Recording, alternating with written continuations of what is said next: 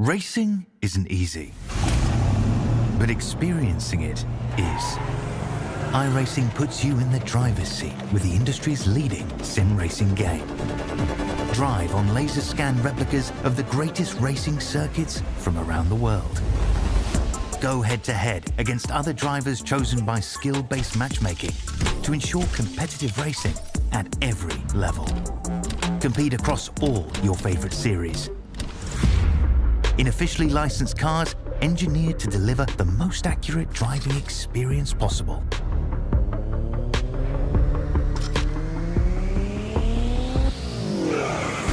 Join a race or host your own with players from across the globe. Race against the computer or in a league with friends. Feel the thrill behind the wheel. Visit iRacing.com.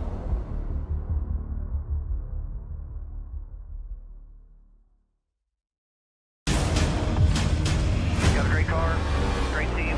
Let's go execute. Start time. We know what we got to do. Stay the fight between the walls. Time to turn the intensity up. Fight to the end, no matter what happens. Good day to be in victory lane. Green flag is in the air. Driving with conviction. Side by side, hammer down. The after-checks are lit. Count out anybody. Who wants it the most? We are eyes on the leader now. He is driving his guts out. Wheel to wheels, they come to the line. Victory this will be. Nobody wants it more than you. Next flag is going to end it. Does he have enough? A dominant performance. Gonna stay down, baby. Let's go. Can you believe what you are seeing? Everybody pushing as hard as they can. Get it. One final shot. Gotta earn this thing. Run here to the end. It is all on the table. A total 500.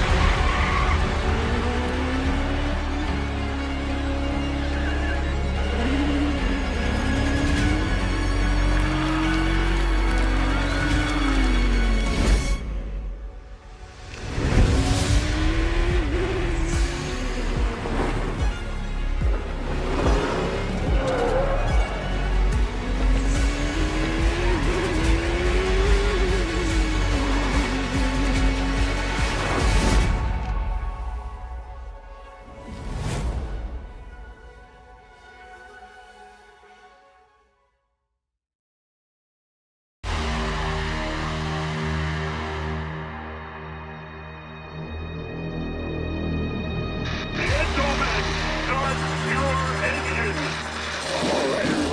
We are back here on the RFRL Racing. As we're rolling off this road. That's the Friday. You got a copy up there? I do, sir. You ready to kick this thing off? Rock and roll. Hey, stars off. You ready? Green flag here, racing once again in the Rat Pink Racing League. First opportunity getting into turn 1 and 2, and they're going to see Nate Lesko on the bottom side of that Nesquik Toyota Camry. Huge run. Liam, this is for all the marbles as they come out of turn 4 and they start heading back. Oh, they made wreck right here. The 18 is around. Lesko crosses the start-finish line. He picks up the win. Tom Ringer finishes second, and Ryan Philbrick rounds out the podium.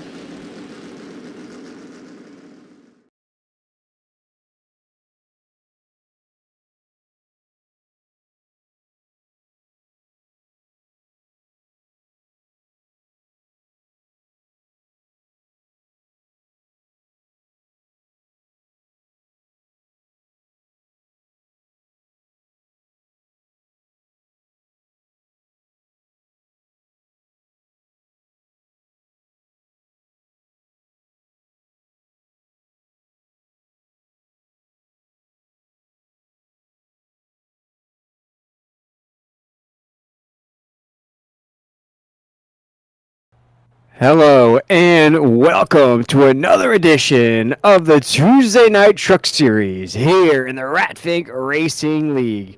This is week number 14, live from Charlotte Motor Speedway, the Queen City. My name is William Tiller. I am joined up here by, of course, Oscar Jensen, lead producer and co-commentator. Oscar, last week's race was, of course, a blowout victory by Jordan Tross, winning that race by over 7 seconds at Iowa. Here tonight, I don't expect to see anything like last week's race. It's going to be more of an elbows out style of affair here at Charlotte. Yeah, this track, it's definitely going to bring out the best of these drivers. 2 different sets of turns that these guys will have to work with, and it's going to be another good one, I think, here tonight, Will. It's going to, like I said, it's going to take the most out of each one of these drivers, whether we see green flag pit stops or if we see drivers just need to manage the race throughout tonight's race. It's going to be a tough one. Looks like that practice session's all but wrapped up. So let's go ahead and get to your starting grid in week 14. In row number 1, starting in the pole position, we have Jesse Gordon next to Dakota Reeder. Row number 2, we have Anthony Harden and Dustin. Row number 3, Cooper Brackens and Tyler Waltz. Row number 4 will feature Todd Perrott and Lance Losh.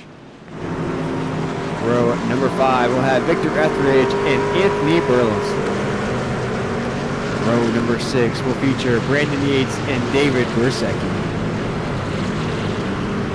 Row number 7 will have Justin Clapper and Keith Vaughn. Row number 8, Jason Corsi and Daniel McConnell. Row number 9, Sean Dion and Jim Jackson. Row number 10, Jordan Tross and Zachary Wynn. Row number 11, Paul White and Ian Blanchard. Row number 12, Tommy Wynn and Tom Ringer, the 2 Toms in row number 12. Row number 13, Clover Shepard and Toby Bruce. Row number 14, Brandon Hinton and Cameron Gully. Rounding out our field in those last few rows as the green flag is in the air, Jesse Gordon will take the green flag into 1 as week number 14 officially kicks off.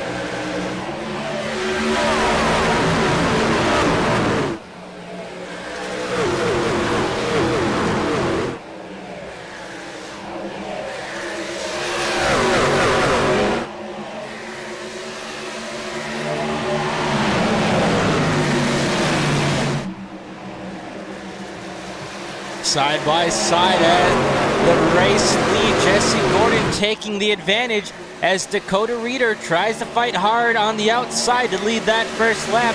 I believe it'll go to Jesse Gordon, but Gordon just barely nudging out in front for the time being as they head into 1 and 2. Go side by side off of 2, Jesse Gordon, Dakota Reeder will drag race down the backstretch here with the Z-Max drag strip just outside of the track. Still side by side through 3 and 4. We have Clebo right behind them in that 3rd spot, newcomer to this Tuesday Night Truck Series lead. Dakota Reeder will lead lap number 2 into 1.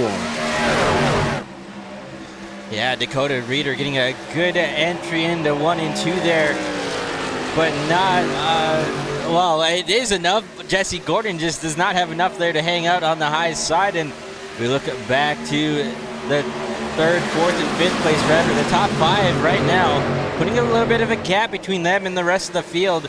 We have to go back to 6th place a bit, to about 5 truck lengths to see the rest of these guys battling it out.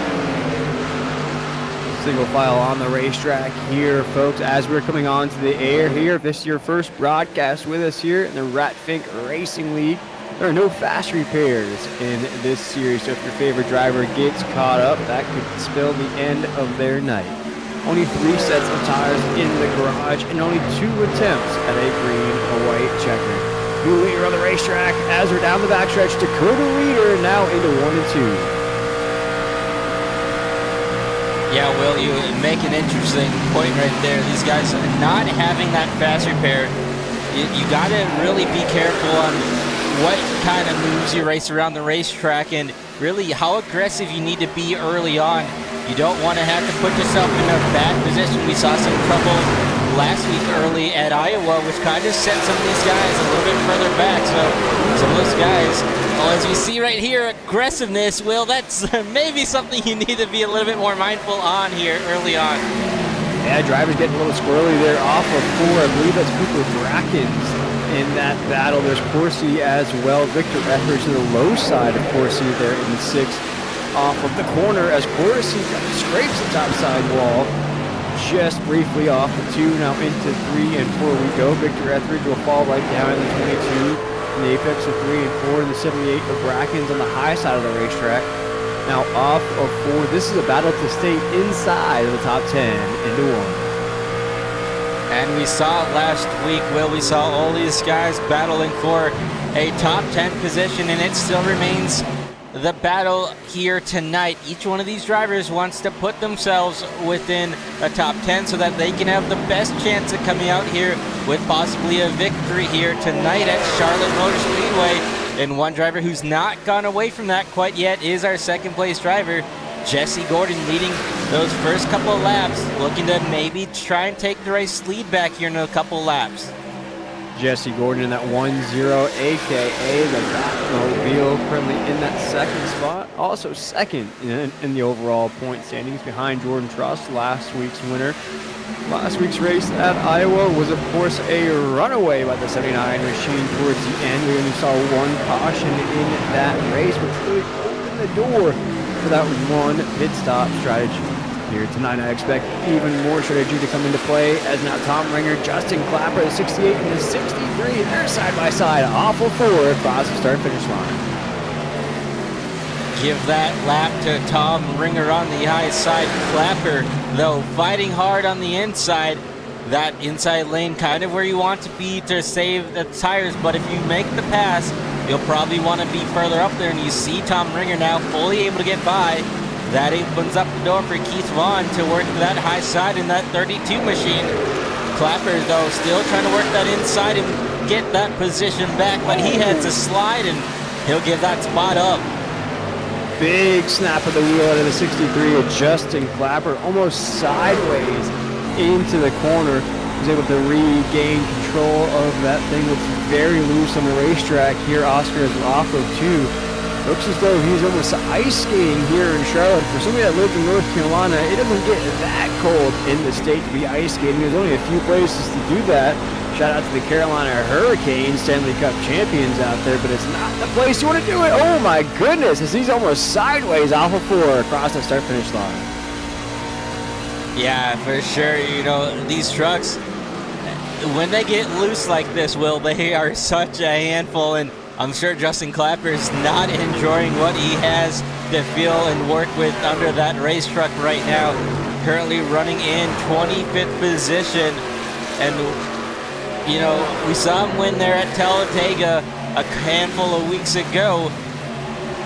Definitely wants to carry home something here tonight at Charlotte. He'll have his work cut out for him as we're 12 of 120 laps into this thing.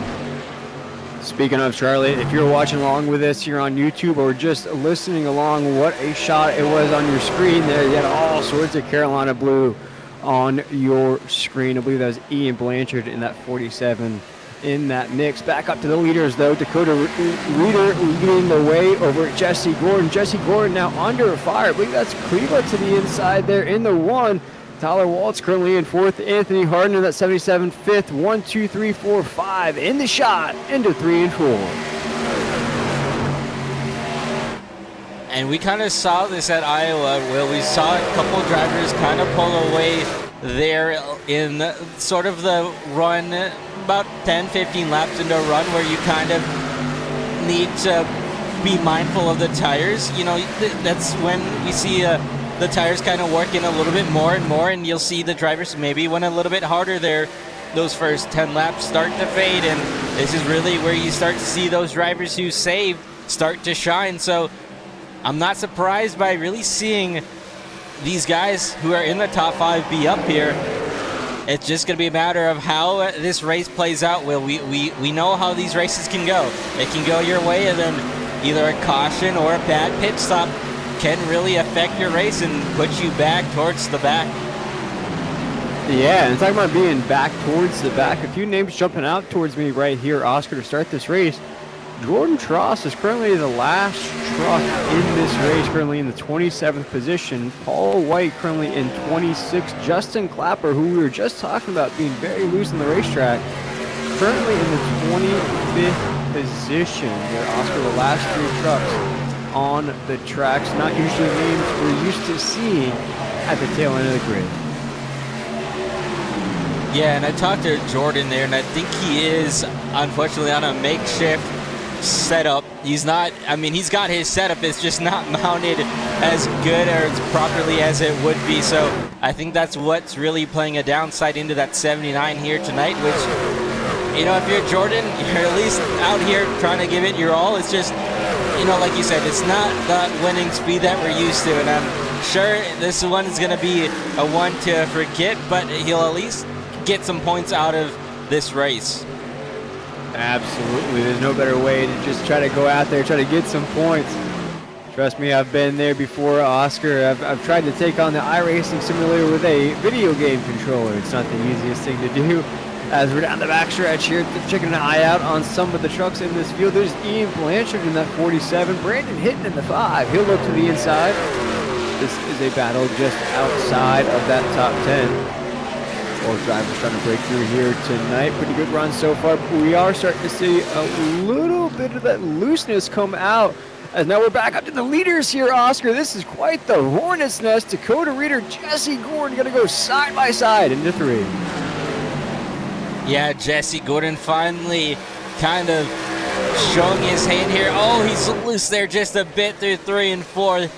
Sliding up the track just a bit, but now the top 5 all under a small blanket, fighting for this top spot and the clean air. That's led by Jesse Gordon in that Batmobile machine, still sliding. Oh boy, that truck's a handful. Oof, huge handful. He's able to save it off of 2. A new leader on the racetrack, Dakota Reader in the 85. We have Cleveland that 1 will ride on board with that 1 right on the back bumper of the 85. Across that start-finish line, only 20 laps into this race. These 5 drivers have really just stuck to one another up here. Into 1 and 2 still on board with Cleveland. You get that rear end point of view. Get to see Jesse Gordon back there. Also Tyler Watts, Anthony Harden in that 77. They're now 1, 2, 3, 4, 5 on the racetrack into 3 and 4.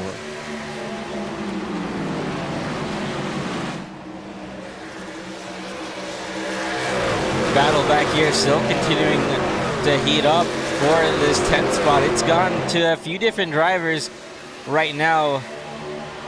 It looks like at the line that's gonna put Brandon Yates outside of that picture, sitting in 11th. So, I mean, you know, Will, that top 10 picture is still sitting right there in frame, and the battle for the race lead has not gone out the window. It's been a back and forth these past couple laps, and that's really allowed some of these drivers to catch back up. We now see at least 6 drivers under a blanket. Yeah, we have new race leader. Kleba is leading into 1 and 2. Dakota Reader in the 85. Kleba, a new name here in this series. We're always welcoming new drivers here in the Rat Pinker Racing League. They're always the newcomers that makes the biggest waves as well as we head into 3 and 4. That 1 machine's leading over the 85 of Dakota Reader. We're awaiting some green flag pit stops to start to ensue here momentarily. We would have to assume that that pit window is around 30 laps, would be the longest of the window for a lot of these drivers.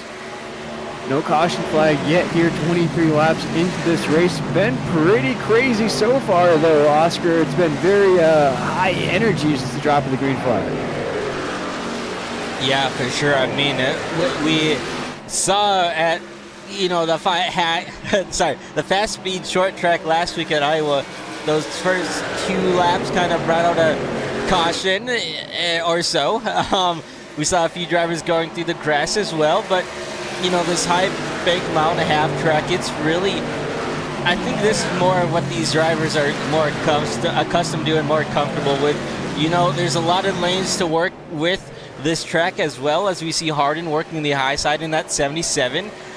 So these drivers have maybe a little bit more room to work with than they did last week, but also not having to use that brake as much, which when you don't have to slow up as much for the guy in front of you, we aren't going to see too many issues happening. And that's what we've seen out of these drivers tonight. They're now, like you mentioned, coming up on their pit window here shortly, but you start to see guys spread out a bit as well. So there's definitely a lot of real estate on this track to work with, and that's still not enough for these guys at the race lead, continuing to try and take shots back and forth. Yeah, these two up top with Kleba and Reeder, they just keep going back and forth, 1-2, as they continue to separate from the rest of the field. Now you see Jesse Gordon still in the picture. Anthony Harden is about a second and a half back. Victor Etheridge still holding on inside the top 10. He's about 3 seconds behind. Same thing with David Persecki at 92. That's our top 10 currently. Corsi, Todd Perrant's up there. Losh is up there. Tyler Waltz as well. 26 laps into this race. Great shot here down the backstretch. As you mentioned, Oscar, everything is single file on the racetrack. We have to go way, way back to Ian Blanchard. I believe that's in that 47 machine. Now it's ready to hit in the 5. The 47 right behind him, where you see some more battles starting to brew up. This is inside the top 15. Yeah, and you just got to wonder if these drivers are trying to gain every spot that they can before they have to come down pit road, you know, making that last sort of use out of those tires so that when they come down, they'll have that sort of a new mark to go off of it. As you see Tommy Wynn taking a look to the inside of, I believe that's Toby Brew. So Tommy Wynn moving himself to that 15th position and continuing to put down some decent laps here. It might not be enough to catch up to Daniel McConnell in front before they come down pit road, but having some pretty decent lap times here these past couple laps. Yeah, and that's all about the consistency out of the Wynn Brothers Racing team. You see it out of Tommy Wynn week in and week out. Has that top 10 streak I love to mention.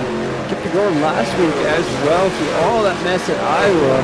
Another great run at that track. Here tonight, staying inside the top.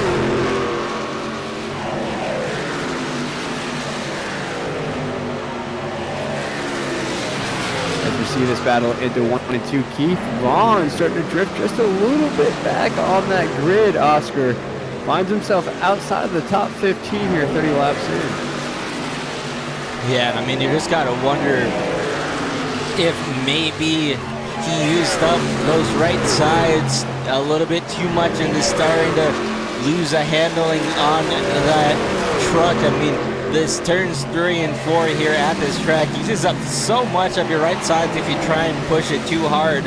And I think that's what we're seeing out of the 32 truck right now. Keith Vaughn definitely hoping to get those fresh tires on sooner, probably rather than later, but definitely not the start that he's wanted. Still keep an eye out on green flag pit stops, and nobody has headed down just yet. We do see Zachary Wynn has parked his truck in the garage. It's called a night in that 72. Jordan Tross, as you mentioned, is having a little bit of an equipment issue here tonight.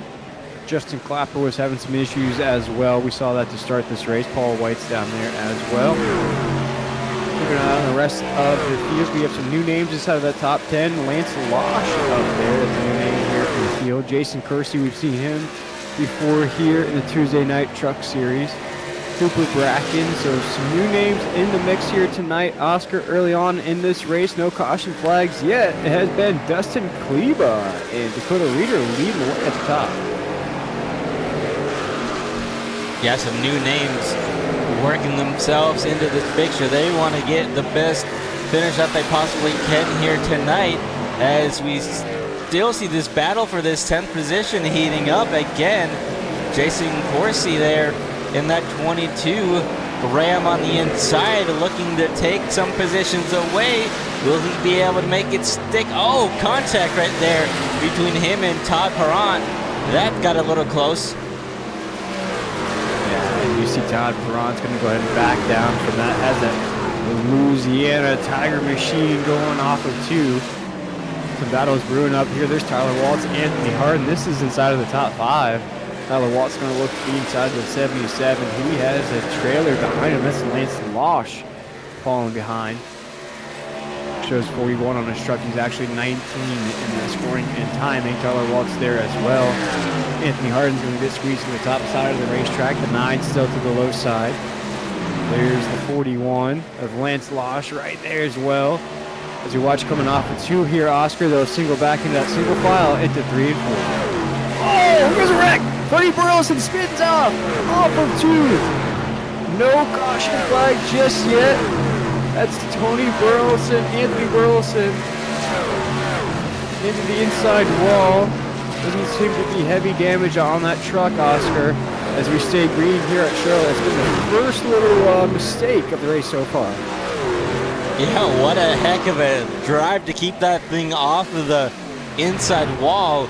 But boy, that was a close call there.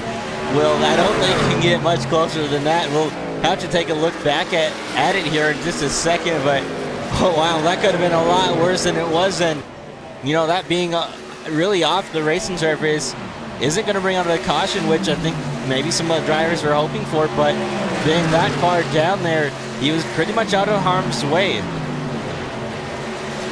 Yeah, was able to keep that thing clean. Oh, Anthony Harden comes sliding off of 2. It's starting to turn a little bit of a dirt track race. That's another track just outside of Charlotte Motor Speedway. It's that the drag racing track, the dirt track outside of this. We're starting to see some drivers now head down. Anthony Harden in the 77.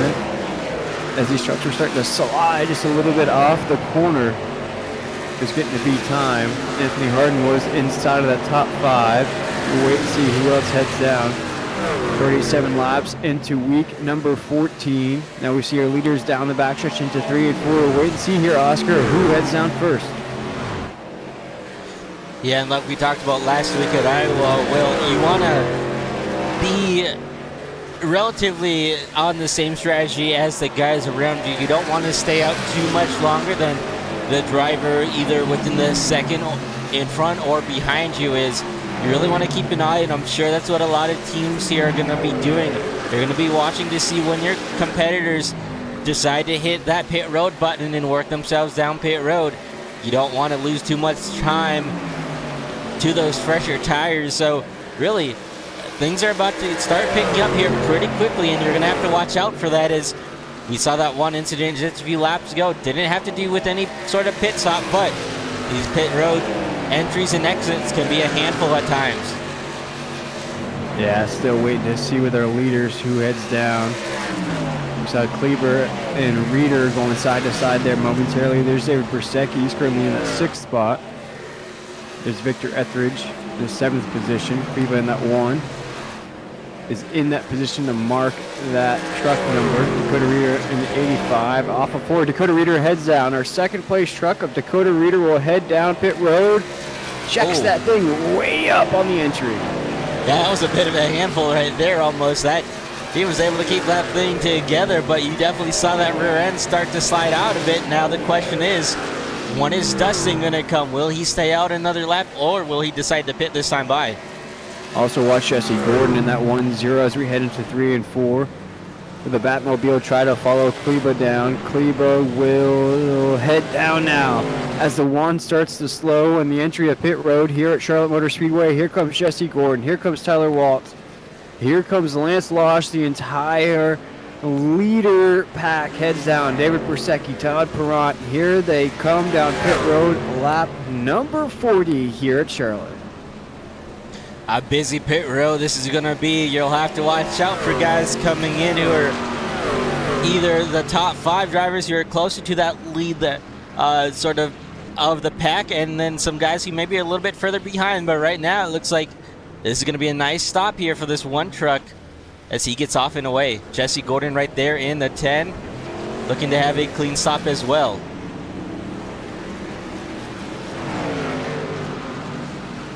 Jesse Gordon still down pit road. Not a great stop out of the 1-0. Taking all 4 tires, so you see both sides of that truck get lifted up on pit road. Oscar, he is just about one of the last trucks to leave here on this pit cycle. Yeah, that was a slower pit stop out of that 10 truck. I'm not sure if there was any issues on the entry, but definitely gonna lose a bit of time here as, oh, that was close. Whoa, as the 79 of Jordan Tross almost collects the 77 of Anthony Harden there. May have caused some damage. I saw a little bit of a yellow piece come off the 77 of Anthony Harden. Doesn't seem to be slowing him up too much right now as he's locked in the back bumper of Dakota Reader. This could be a big move here, Oscar, as now he'll look to the high side of the racetrack off of 4. The door got closed. Harden was not able to make it stick there off of 4, but now has another shot on the high side as they enter 1 and 2. Will he get a run on Reader? Yes, he will. So Harden now takes that spot away. He'll be clear off of turn 2, and I don't see any damage on that truck, Will. I think that truck looks relatively clean unless there is something that we're missing here, but that could have been a lot worse for Anthony Harden. Oh, as you see a lap truck collect the top side wall off of 4. Nothing runs like a deer. He's got it on the back bumper of that John Deere machine into 1 and 2. What a victory this could be for Anthony Harden, that 77. One of the most consistent drivers we have here in this series. Just a driver that hasn't broken through yet on a Tuesday night in 3 and 4. Doing pretty good here tonight. Does have some big dogs behind him, though. Oscar Escleva will now take the second spot from Dakota Reader. Yeah, Kleba looking to move himself back up to that number 1 position. He'll have Anthony Harden to catch up to and take before he takes back that top spot. So number 1 looking to take number 1. We also see some drivers in front of these guys who are going to be in jeopardy of going a lap down as well. That right now is led by the 47 of Ian Blanchard, who is right there behind our race leaders and could potentially find himself going a lap down in the next handful of laps. There goes Kleba to the inside through the tri-oval. He'll make a move to the race lead into 1 and 2. He'll push Anthony Harden up to the top side of the racetrack. Kleba looks to the inside off of 2. He'll shut the door. Kleba regains the lead. After the green flag, pit stops into 3 and 4 we go. Kleba, our race leader. Now back inside of the top 10. Brandon Hidden is in a battle with McConnell in the 81. They're side by side into 3 and 4. But as you mentioned there, Oscar, our leader, is on an absolute tear with Ian Blanchard in that 47 being still on the lead lap. Some of these guys could be in danger of falling the lap down. Yeah, we'll definitely see some of these guys maybe finding a bit harder to remain on the lead lap.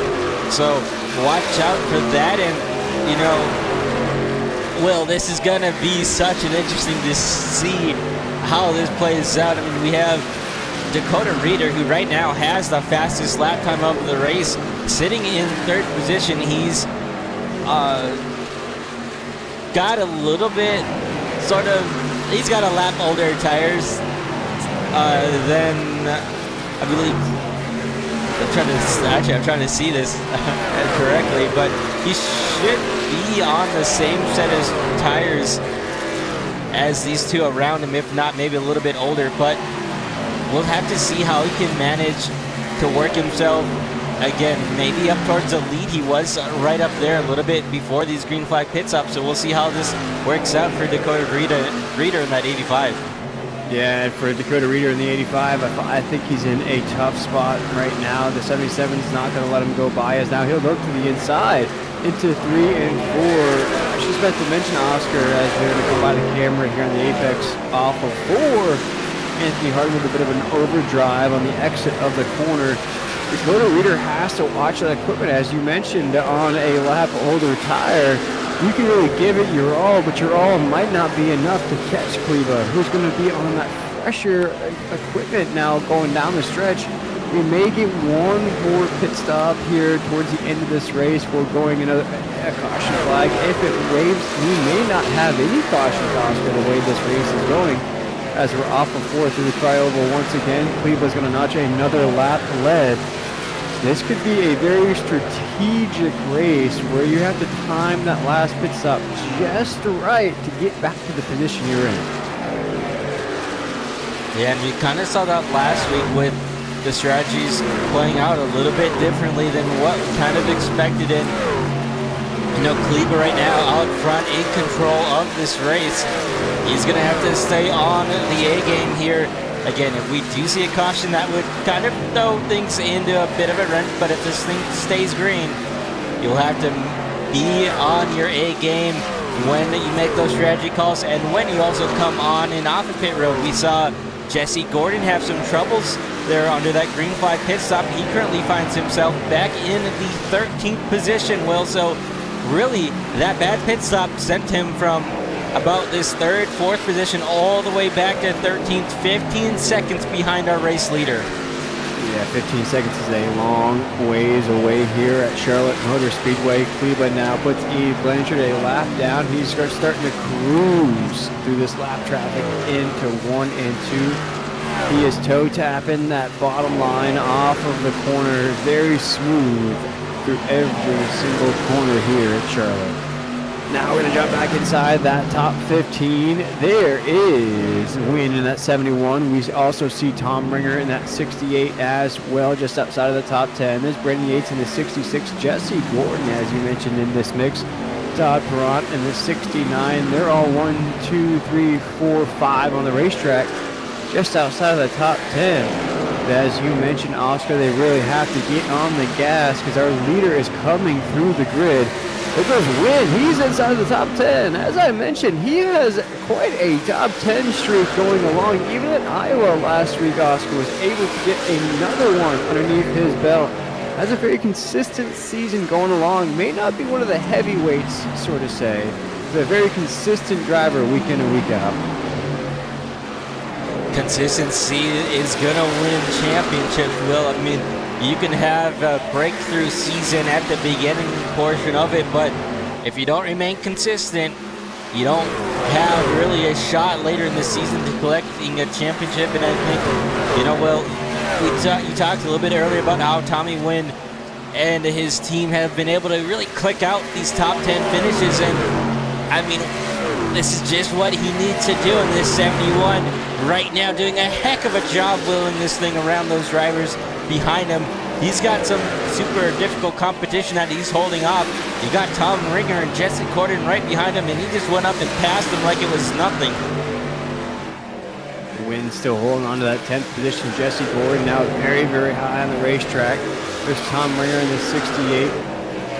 They're all trying to hold on just outside of the top 10.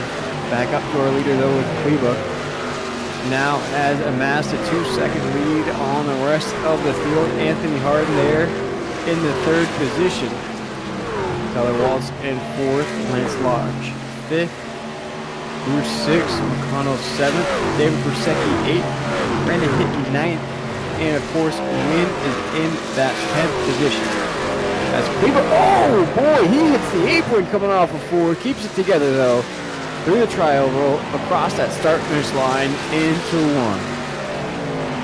As we are now on lap 58 here live from Charlotte Motor Speedway, we're going to go side by side here live on YouTube. We'll stay here at Charlotte as we step aside.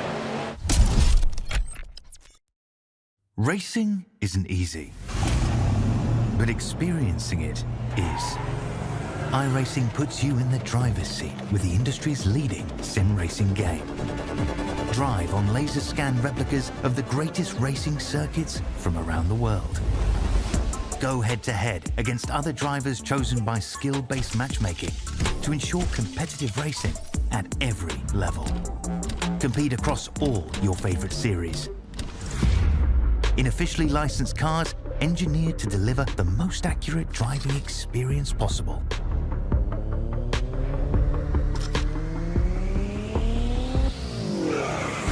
Join a race or host your own with players from across the globe.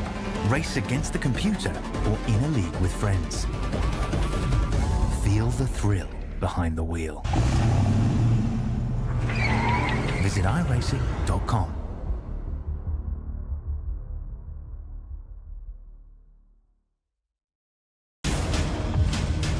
Got a great car, great team. Let's go execute. Our time. We know what we gotta do. Stay in the fight between the walls. Time to turn the intensity up. Fight to the end, no matter what happens. Good day to be in victory lane. Green flag is in the air. Driving with conviction. Side by side, hammer down. The afterjets are smoke. We are eyes on the leader now. He is driving his guts out. Wheel to wheels, they come to the line. What a victory this will be. Nobody wants it more than you. Next flag has been ended. Does he have enough?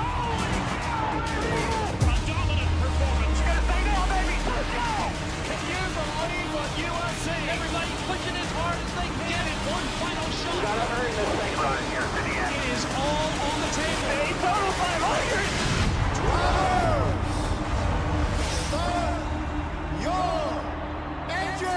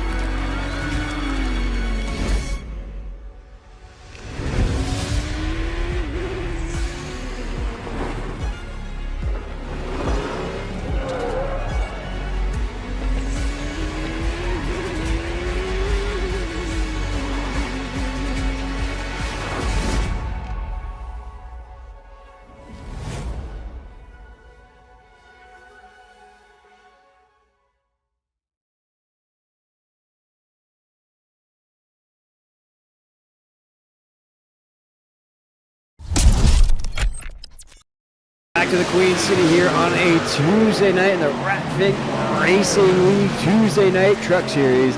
I'm William Tiller. I'm joined up here by Oscar Jensen, and this race has been wide open from the start. And what I mean by wide open, no caution flag, 64 laps into this race.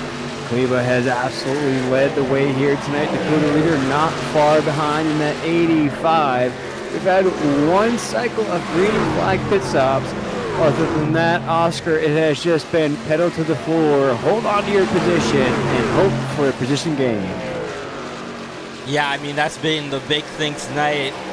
Just everybody really trying to figure out what they need to do to maybe gain that extra spot or gain maybe some sort of advantage out there on track.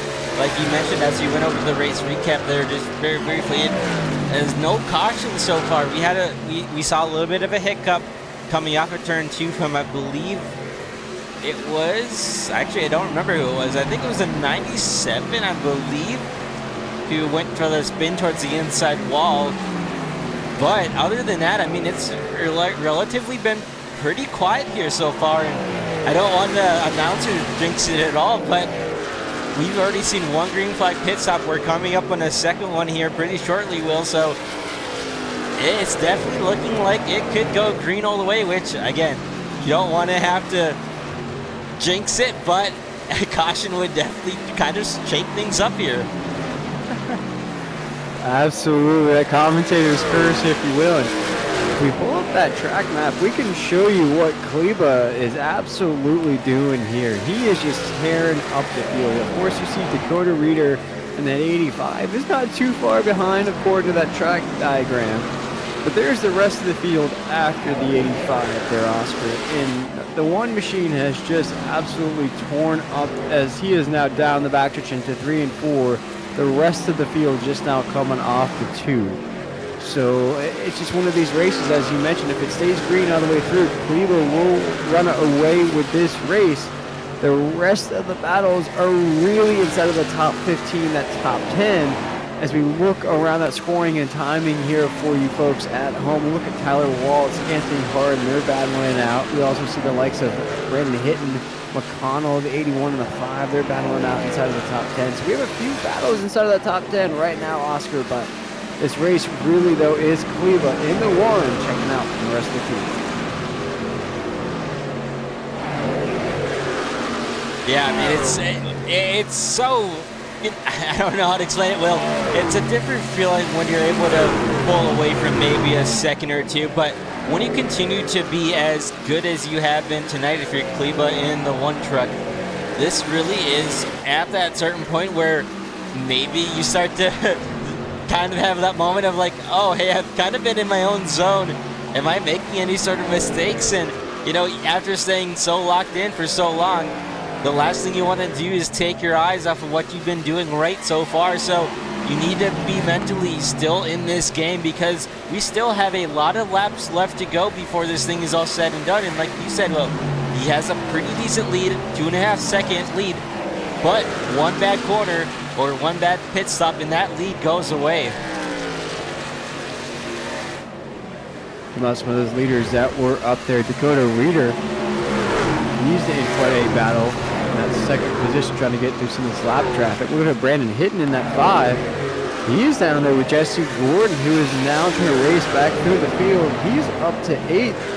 We saw his pit road issues not too long ago. He's in a battle with McConnell, who's now on the top side of the racetrack in that 81. Jesse Gordon's going to try to get around the 81 here off of Ford. You also see the 15 of Bruce in that shot. You see the 47 of Ian Blanchard. He's going to be a lap down in this shot here. Brandon Hitton in the 5 right there as well. All these guys is really all together here off of 2, all trying to stay inside the top 10. We also see Wynn, Todd Perrant, and Tom Ringer into 3 and 4 they go. And look at Tommy Wynn still hanging right in this picture, the 15 of Toby Bruce working himself on the pit road, but Wynn still remaining strong. Right now he's just moved himself inside the top 10 after that 15 came down pit road, but expect Wynn to maybe have a 7th to 6th place finish at the end of this thing. I mean, he's been so consistent, continuing just to click off these guys. Right now he's got Tom Ringer behind him who is looking to take that spot away, but Wynn looking awfully strong here throughout the whole race so far. There goes Tom Ringer to the inside of Wynn off of 4. Tom Ringer's going to go side by side with the 71 now into 1 and 2.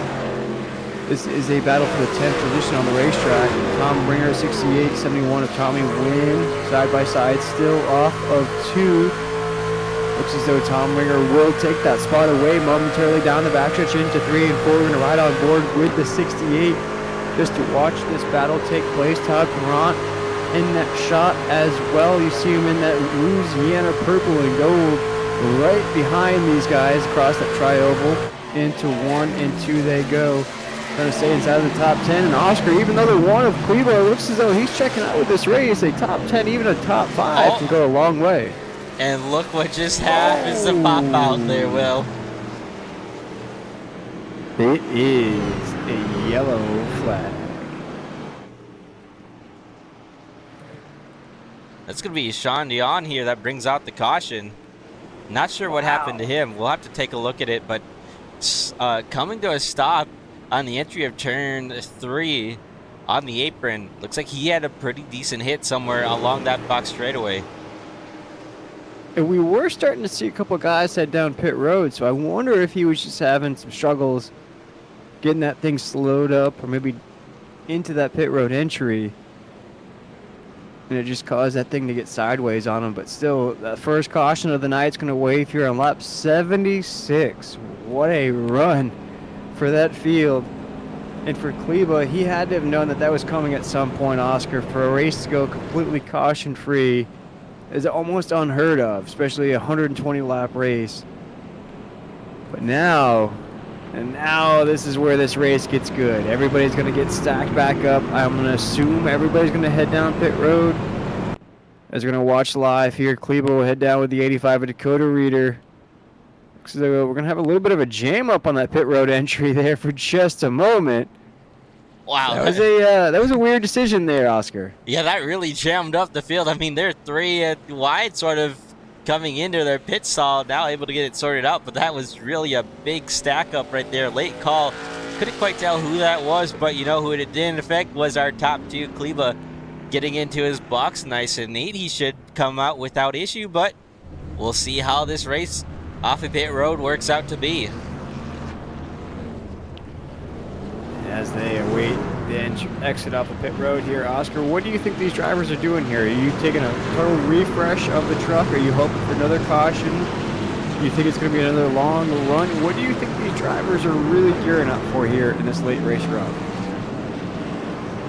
Well, you know, if I was out there right now, I would expect this to kind of be just maybe another green flag run coming up. I mean, it's gone green for so long, but you also got to keep in mind, we do go by the saying, cautions breed caution, so you got to be mentally prepared for maybe some short ones here and there, maybe seeing a caution within the last 10 laps of the race. Really, I mean, this is just so many difficult sort of outcomes that could come out of here, right, Will? I mean, you really don't know. You just got to mentally try and prepare for one of them and hope that it goes your way. Yeah, and especially that instance with Sean Dion in that 3 of bringing out our first caution of the night, only 76 laps into this race. We're going to watch here this replay. What happened to the 3? Was in a battle of the 95. Oh, that's a little bit of a hard impact for the 3. It looks as though they were maybe swapping a little paint there off of 2 down the backstretch as well. Yeah, definitely a lot of contact made there into a little bit of contact there in the left rear, and then boom, what a hit right there. Oh, Ian Blanchard. Yeah, that was a close. I definitely got some damage. That was scary. Oh, yeah, that truck steering is definitely messed up on the 47. That's the 95. I was really on the back bumper of the 3 of Sean Dion. Really just gave it a little bit of extra everything there, I'd have to say. That's the 95 of Jim Jackson. The 95 of Jim Jackson and the 3 of Sean Dion brought out our first caution of the night. We'll have to see here, the 95. He's going to stay out here when everybody else was heading down pit road. That's a very interesting caution flag there, Oscar, especially one that's going to have to be reviewed here after this race. Yeah, that was definitely a tough sort of thing to watch, especially if you're the 3 truck of Sean Dion. A hard hit there as we get set to take the green flag, but that'll end his night more than likely. Well, take your shirt off, spin it around your head like a helicopter, because this is Charlotte and we are green flag racing once again into 1. Shout out to PD Pablo as Dakota Reader is going to lead the way off of 2. You know who that did help, Will? The 10 of Jesse Gordon. He's moved himself back inside the top 5. Right now, restarting and having this 4th position. So after having that slow green flag pit stop earlier on, he finds himself right back in the battle. Huge according effect off of 2 into the tri-oval. The entire field waved. There's a wavelength through the field off the exit of the corner. There is Lance Losh. He'll take the 2nd spot away from Dakota Reader off of 2. Jesse Gordon, Anthony Harden, they're side by side. Paul White's back in the mix as well. Where did he come from in tonight's affair? Into 3 and 4 we go. Justin Clapper back in the mix as well. 2 names that were absolutely out of this race. Now back in the mix through the tri-oval into 1.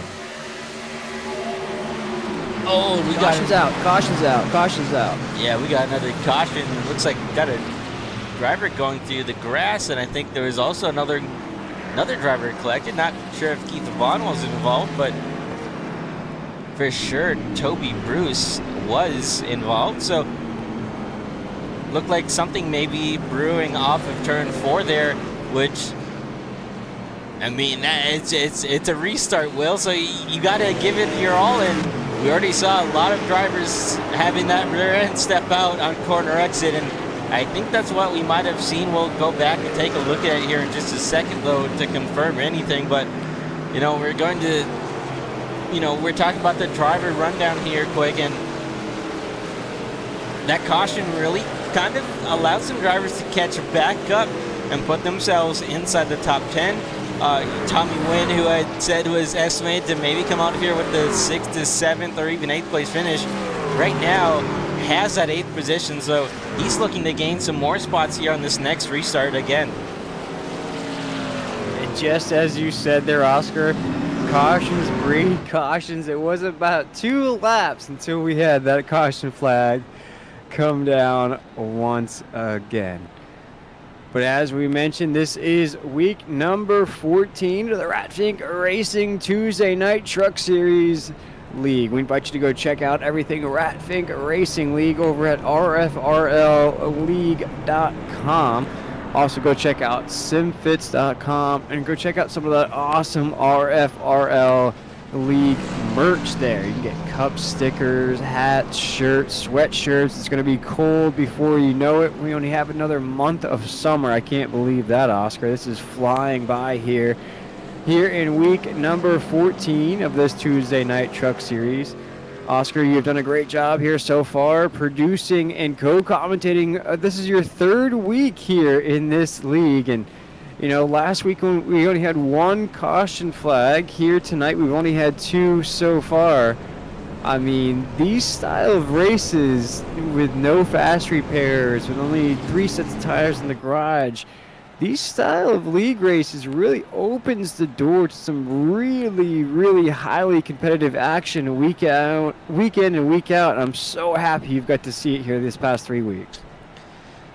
Yeah, I mean, you talk about this summer going quick. I can't even already believe it's already been 3 races. I mean, it feels like it's only been a handful, like maybe 2 at most. But I'm so glad that I've been able to get up here with you and this series in general. I mean, it's been a heck of an exciting each 3 individual weeks so far.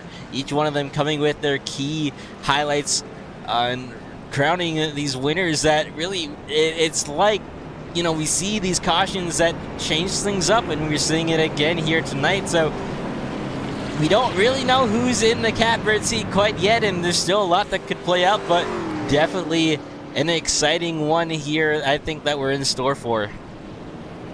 Absolutely. As we just saw Justin Clapper go by the pace truck, assumes that he'll get the lucky dog here on this restart.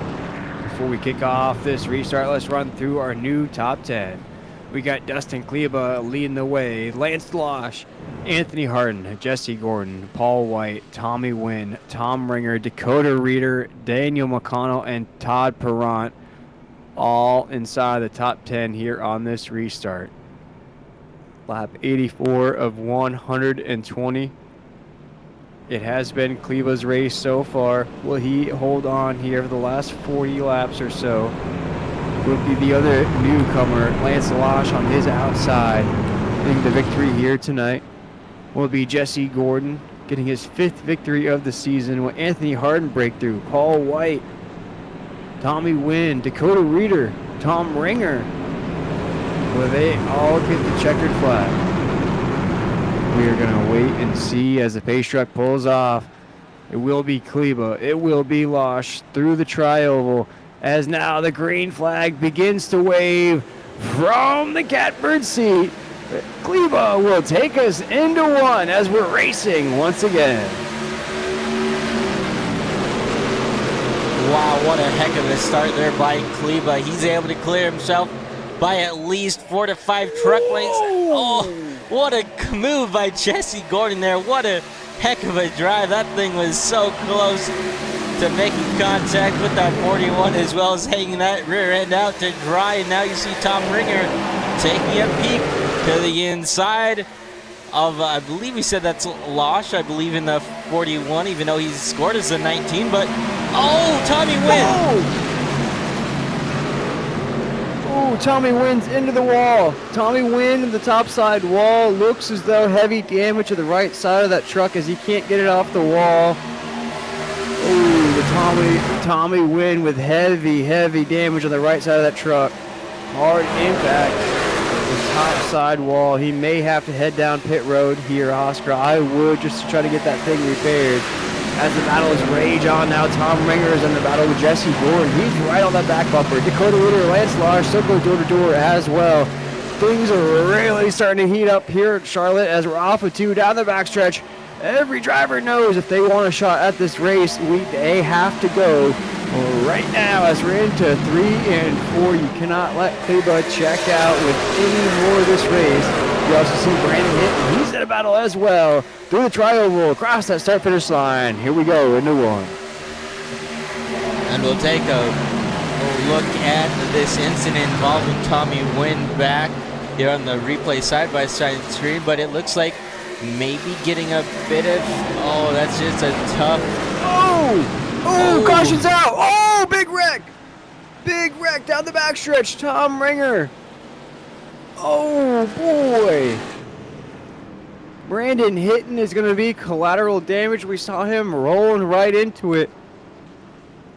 I believe this is going to involve that battle we saw earlier, Oscar, between Jesse Gordon and Tom Ringer. They were going at him momentarily. Yeah. Wow. That's heavy damage to the 5. Yeah, that is definitely some heavy left front damage. And we just have to look to the 68 of Tom Ringer as well, who also got a piece of that. Looks like his truck is relatively clean, but you know, that happened right on that back straightaway once again, where we've already seen one hard hit out of Sean Dion. So we'll have to take a look at this one, as we are literally just looking to see what happened to Tommy Wynn. Luckily for him, though, he's going to get this timed caution at really the right time. He'll be able to come, you see actually him right back here in frame, so he'll be able to come down and get some of that damage fixed after having such a great run inside the top 10. We'll see if he can rally back here, but boy, what a break for Wynn, and then some of these other drivers like Ringer, who just got involved in hitting as well. This is not going to benefit as Jesse Gordon in that 1-0. We saw him involved in this caution as well. So I'm curious to see how long he'll be down pit road. One of our top 5 contenders in tonight's race, involved in only our 3rd caution of the night. As you see, Tommy Wynn will hit his pit box. I absolutely love the pit lane here at Charlotte. It is front row center view for everybody in those stands. Under the lights. Get to see all the paint schemes. Look at that. That is a shot here at Charlotte. Tommy Wynn still in that pit stall. You see some of those drivers, though, Oscar, as you mentioned, that were involved in that caution, still down pit road. Majority of pit road is now empty. It's going to be quite a shootout to the end of this race. Boy, and I just watched, too, as that scoring and timing was still live. Just as that caution came out, Anthony Harden had taken the lead from Kleba. Yeah, what a power move from Harden. And, you know, Kleba, after leading almost every single lap of this race so far, he's going to have to look out for this restart. But let's take a quick look at that incident and see what happened with the Ringer, Hinton, and others.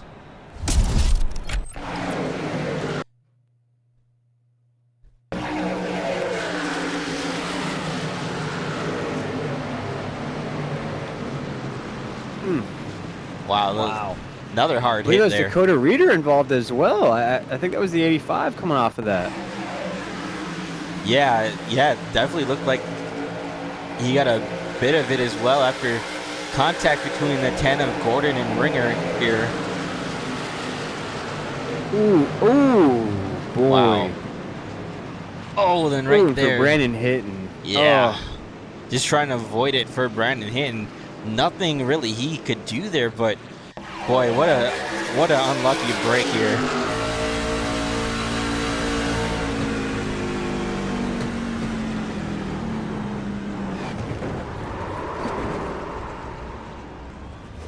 I mean, not a heavy damage. May have looked worse on the outside, but really for Jesse Gordon and Dakota Reader, I'd be more concerned about their trucks. They're going to take some hard hits here, especially the 85. Watch the one hard impact into the topside wall. The 85, another hard impact. I would have to say their races are probably over, Oscar. I have to say, you saw the 1-0 of Jesse Gordon was completely leaning one way, coming by us here on that camera. Same thing with the 85 Dakota Reader. That's going to be a lot of time down pit road. And with only 30 laps to go, I mean, maybe a top 10 you could get out of this race. Other than that, I would have to say their checkered flag chances are probably all but wrapped up. Yeah, and it looked like Tom Ringer had some heavy rear end damage as well. So definitely some drivers having a tough break here with just over 30 laps to go. Well, who will have the best luck as the green flag is back out in the air? Anthony Harden, our race leader, right before that caution flew, will take us into one. He'll hold off Kleba. Now Kleba will look to the inside. He'll stick that nose right to the inside lane. He'll force the 77 up the racetrack, wasting no time to take that spot away as Kleba now leads the way down the backstretch. Kleba with another great start, taking back that top spot. They battle behind him though for third. Oh, it gets dicey.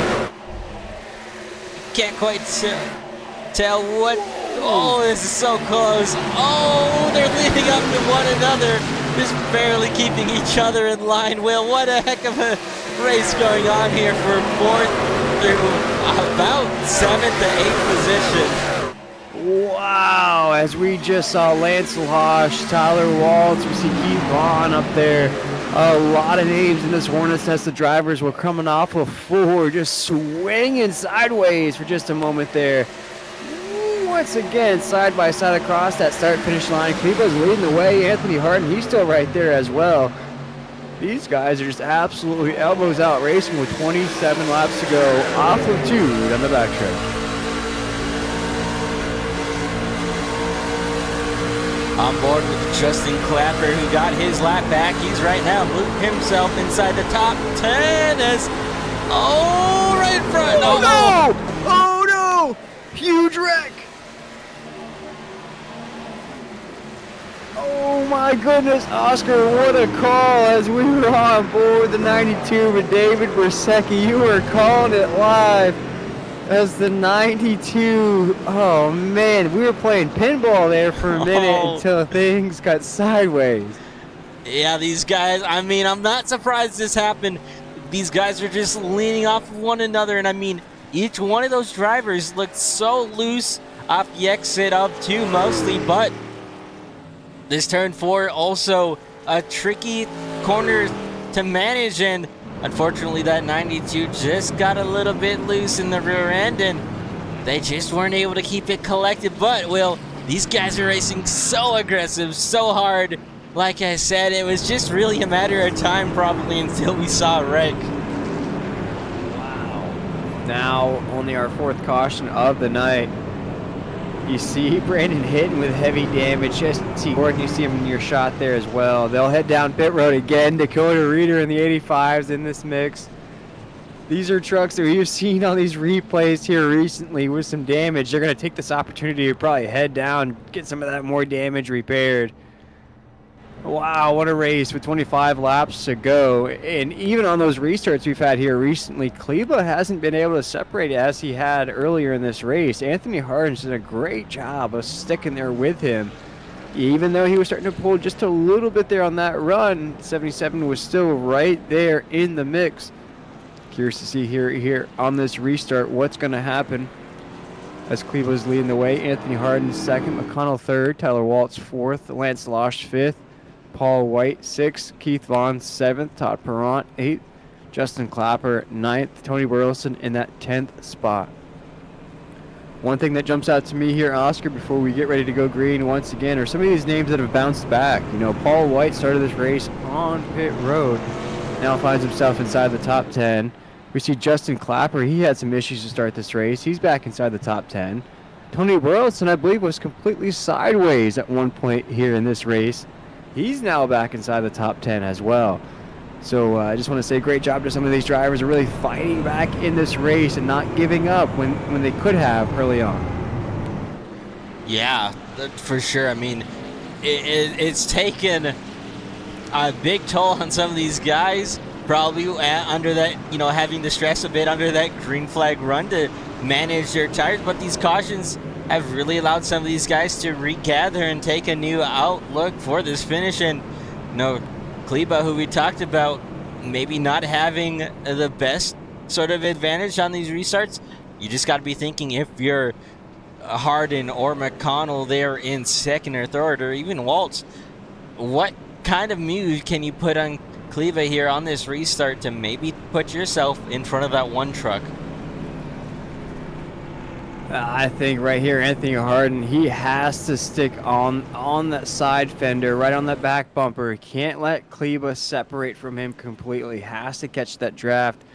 Kleba's probably going to get the jump on the restart. That's probably what's going to happen. What the 77 probably has to plan for here.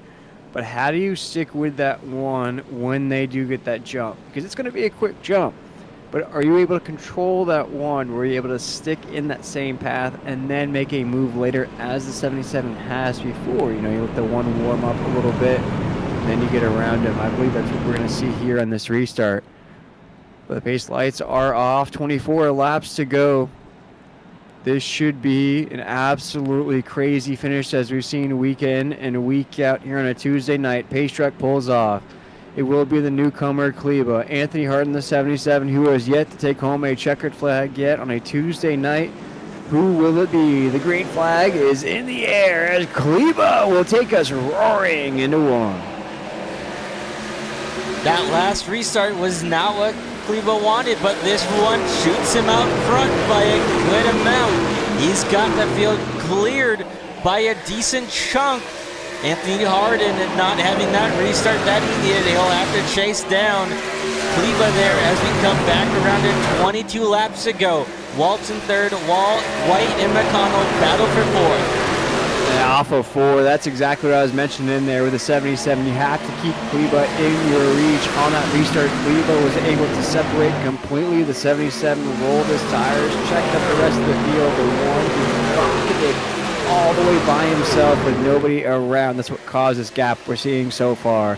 As we're off of 2, there is the 41, the 19 of Lance Losh, and the 81 of McConnell. They're going side by side. This is for a top 5 in tonight's race. We also see Keith on in the mix as well. Tony Burleson in the 97. He's trying to hold on down there in the 9th position. Brendan Yates currently in 10. 21 laps to go here in week 14. Paul White in that 25 started the race on pit road. He looks as though he'll finish on the podium as now he's on the back bumper of the 77 into 3 and 4. Will he have enough to make a look to the inside? Yes, he will. Hardin now under pressure for second. White, who has that fastest lap of the race right now, clears them off in 4th. So now, Paul White, will he be able to chase down Kleba for the race lead? He has to break away from Anthony Hardin, though, before he sets his sight on Kleba for the race lead. The battle for 4th right behind him, still intensifying up here. And then right behind them as well, we've got these guys going at it. A 3-car battle for 6th position. About to go 3 wide off the corner there momentarily. Off of 4, there goes McConnell in the 81. Keith on the 32. There's also Todd Perrott in the 69. This is just to stay inside the top 10. Brendan Yates in the 66. You see the 11th position just outside of these guys as well. Our main top 10 are all centerfied on your screen right now as we're off the corner. Things couldn't be tighter in this bunch of trucks. Keith Vaughn will look to the inside of the 81 McConnell. There's the 97 of Burleson. He's in the mix as well. He's just watching to the inside of the 81 as we're off of 4. Boy, Oscar, any little tiny misstep in this race could breed another caution as this race goes roaring into 1 and 2, starting to single file just a little bit with 18 laps to go.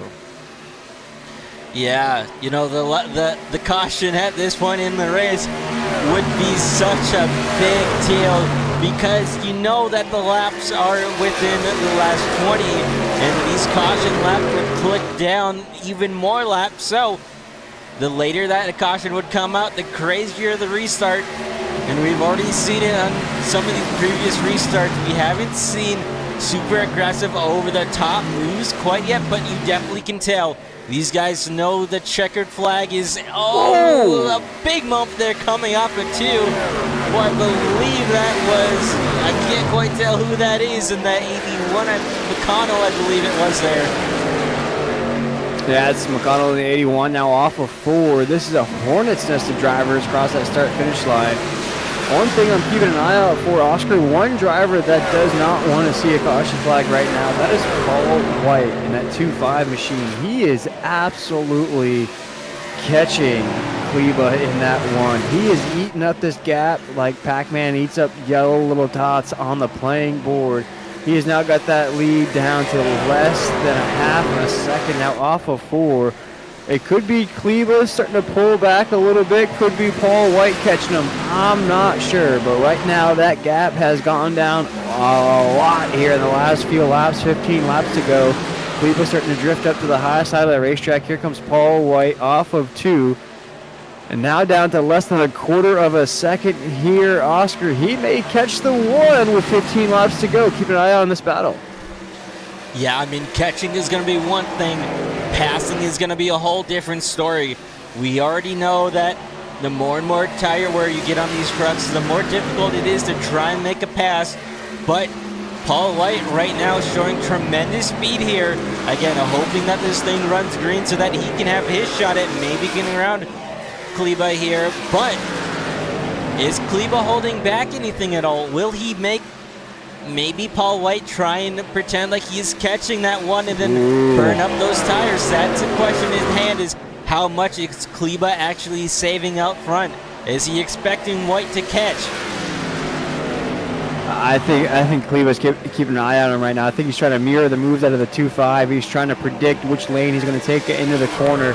You watch it now. Paul White's almost on the back bumper. Kleba thought he was going to go high into 1 and 2. Paul White went low.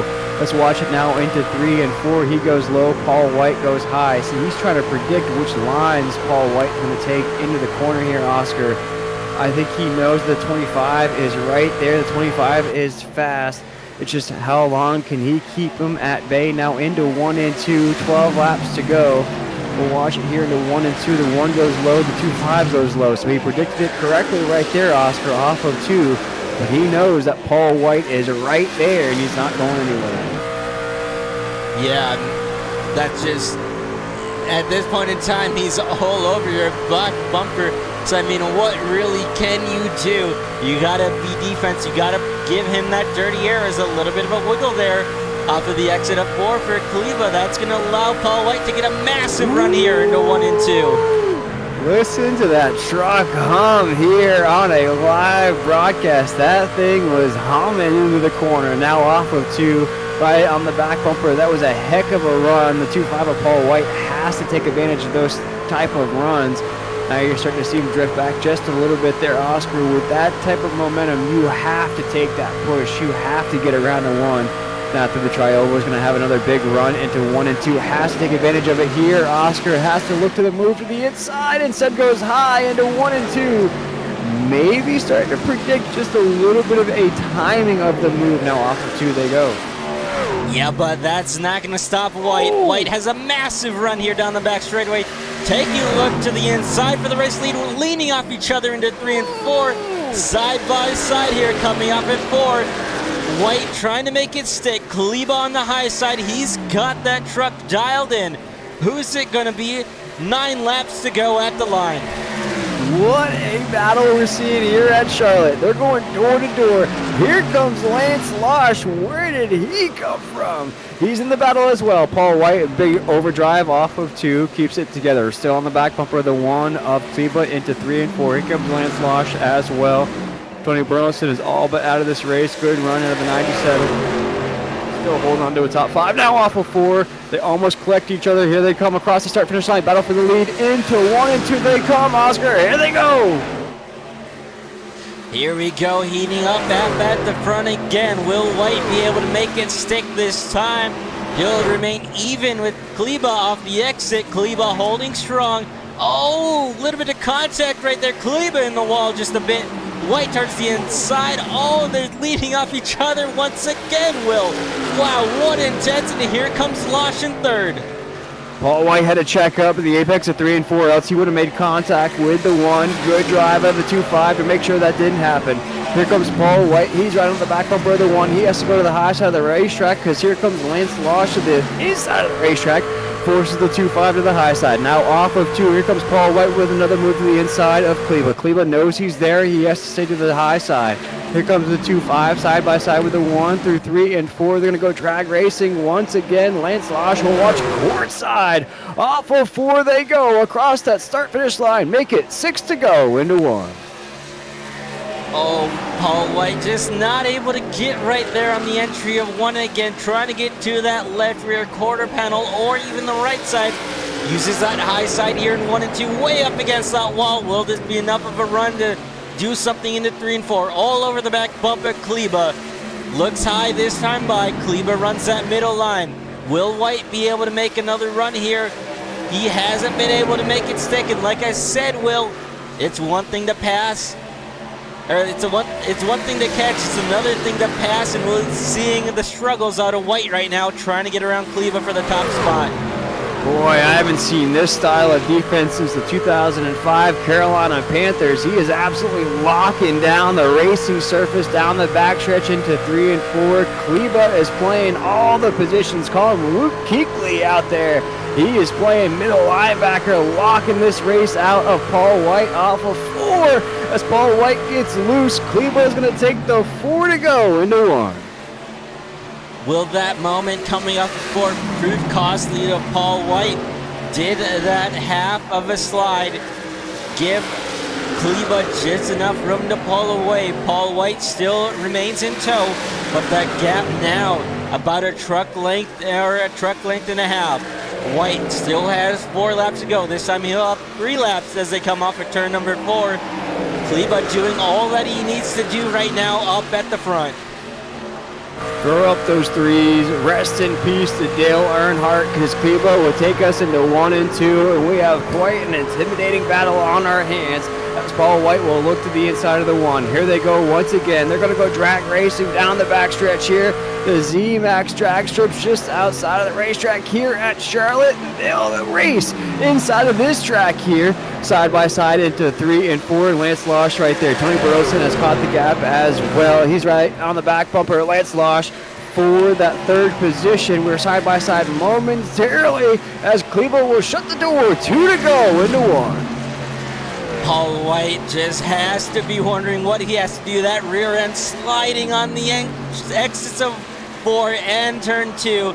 Here comes Losh for a peak to that 2nd spot. That could slow these drivers down just enough to let Kleba come home with ease, as this time by, Kleba will see the white flag in the air. 1 lap to go as they're 3 wide for second position. White flag in the air, 1 to go into 1 and 2. Kleba, the newcomer in this Tuesday Night Truck Series, has driven the wheels off of that truck here tonight. Off of 2, Paul White still in that 2nd spot. Lance Losh, another newcomer, in 3rd. He's still got a battle on his hands with Tony Burleson battling out for that 3rd spot. The race, though, will all but belong to the man in the 1 position to match that car number across the start-finish line. Kleba wins in the Queen City, taking the victory at Charlotte. Wow, what an intense last couple of laps. We thought Paul White would have enough, and unfortunately that truck just ran out of time to make a move. But congrats to Kleba for making that truck wide and holding off these guys behind him. Dustin Kleba in the black and gray machine. It's always good to see any kind of black and gray machine in the lead at Charlotte. Shout out to Dale Earnhardt and everything to do with DEI. It was a great run out of Dustin Kleba to take home the checkered flag at Charlotte, a newcomer in this series. No better way to make yourself known than to win in your inaugural race, taking home a checkered flag. The newcomer in this series, Lance Losh, will come home 3rd as well. But what a well-earned victory. Oscar, my man, is going to burn it down here on the front stretch. And boy, those last 10 laps or so, he really had to fight for this thing. Yeah, that win did not come easy. Even though a good portion of this race, he was mostly out front by himself. He had extended that lead to, I think what we saw, almost 3 seconds at the max. So, I mean, those last couple of laps there, not what he was used to for a majority of the race. But either way, he was able to play the right moves at the right time, and now ends up in victory lane here at Charlotte Motor Speedway. Burning it down here in week 14. As we await our podium finishers, he is just burning it down here. We'll run through the unofficial top 10 here as we await our podium finishers. Of course, Dustin Kleba wins tonight's race. Anthony Harden comes home 2nd. Daniel McConnell in the 81 will come home 3rd. Tyler Waltz 4th. Lance Losh. We saw those battles at the end of this race there. Oscar's going to come home 5th. Paul White 6th. Keith Vaughn 7th. Todd Perront 8th. Justin Clapper 9th. And Tony Burleson's going to come home in that 10th spot. So in tonight's race, we do have a newcomer taking home the checkered flag at the end of this. What an incredible, incredible race here, Oscar, as we get those podium finishers ready for you folks at home. We want to thank you all for tuning in here tonight. We await those post-race interviews. Oscar, your third race with us here in the Ratfink Racing League. Man, it looked like Dustin Klebo was going to check out with this thing, but it really got very, very more competitive as those caution breeded more cautions. Yeah, and I mean, we kind of talked about that. We were wondering what these, sort of late cautions would bring on to sort of the race in general. I mean, it definitely was kind of one of those things where you've got to remain on your toes. You can't let your guard down, and even though it might have looked like Klebo was going to check out with it, that was almost going to go to Paul White there. As it was just such a close sort of race there, those last remaining laps, and you just never know until the checkered flag waves who is going to put themselves in that top position. I mean, I think we do got to give props to Kleba for leading the most laps here tonight. 13 lead changes. I mean, so it wasn't like, it wasn't like Kleba had it easy. He still had to work for it. Yeah, absolutely. And they're still waiting those podium finishers to come through here. And I just want to shout out some great finishes out of tonight's race. Paul White finishes 19 spots to the good. Started tonight's race on pit road. Lance Losh, another newcomer here in this series. Tony Burleson, we had that spin out early in this race. He finishes 4th. Brendan Yates 5th. Anthony Harden 6th. Daniel O'Connell 7th. Keith Vaughn 8th. Todd Perront 9th.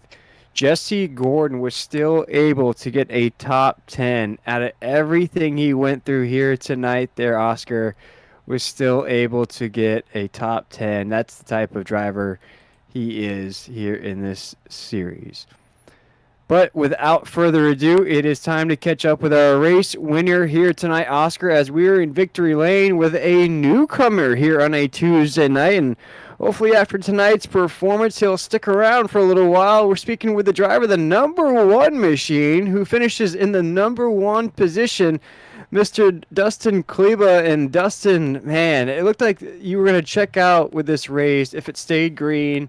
Those green flag runs were just very, very long. You were starting to drag this race out. And then the caution started to come out. We had a couple of restarts. You had to play almost every lane of the racing surface there towards the end. Take us through what turned out to be a pretty good race.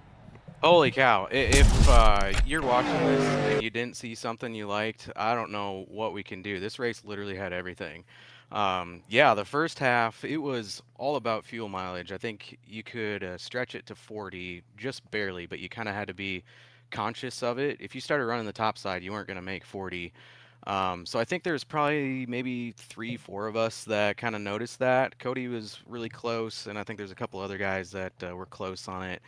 And from there, it was just, I think the guys that maybe missed it by a lap started fuel saving pretty hard. So I think the competition was a lot closer than what it looked like when it came to time on track. And I think that showed once we did get some yellows and once everybody was good on fuel, then, we were all over each other. But yeah, at the end there, I debated about a million times if I should come down and top it off or if I should just risk it for the biscuit and see what happens. And track position was king. Paul was really hauling the mail at the end there. I think he had some fresher tires. And I don't usually lay it on people's door in the in the corner, but I knew that if he got around me, it was going to be game over. So the top side was working pretty good. Bottom side was working. They updated this track a couple of years ago, and they just did a fantastic job. And with the aero updates to the trucks, it's just a blast. I probably lost 5 pounds in water weight just sweating those last 25 laps. But yeah, what a blast, man. Great racing up front. It was great. Absolutely fantastic first impression. I usually don't run the one car or the one number because I think I'm a little superstitious, and I've always every person that I've met that drives the one is a jerk. So, Oh so no. yeah, so I usually try and avoid the one, but I run 11 in real life, so it's easy just to take the one and call her a day. Man, yeah, it was great to have you here in this first race, your debut race, if you will. And what I wanted to ask you there, we saw you with those rocket restarts, we like to call them. You know, we see it out of some of those other drivers. You'll get to know them here in this field, Jesse Gordon, and some of those guys you really battled it out with here in this race. And that last one, you were able to get another big rocket restart. You separated. Did you start to feel the truck sort of leave you? And did you know that the 2.5 of Paul White was starting to catch you there towards the end of that race? That if a caution flag flew, maybe it would have shaken this race up even more than it did there towards the end.